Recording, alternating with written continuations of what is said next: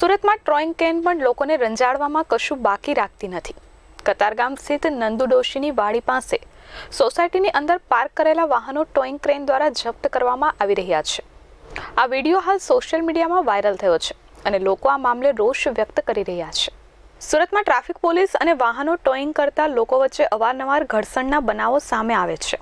આ ઉપરાંત રસ્તા પર ટ્રાફિકને નડતરરૂપ પાર્ક કર્યા હોય તેવા વાહનોને ઉંચકવાનો નિયમ હોવા છતાં ક્રેન દ્વારા મનસ્વી રીતે વાહનો ઉંચકી લઈ જવાય છે અને આવો જ એક વિડીયો સોશિયલ મીડિયામાં વાયરલ થઈ ગયો છે, જેમાં જોઈ શકાય છે કે કતારગામ સ્થિત નંદુ ડોશીની વાડી પાસે સોસાયટીની અંદર પાર્ક કરેલા વાહનો ટોઈંગ ક્રેન દ્વારા જપ્ત કરવામાં આવી રહ્યા છે. વાયરલ થયેલા 31 સેકન્ડના આ વિડીયોમાં જોઈ શકાય છે કે ગેટ નંબર 3ની અંદરથી એક ઈસમ બાઇકને લઈને આવે છે અને ટોઈંગ ક્રેનમાં મૂકી દે છે.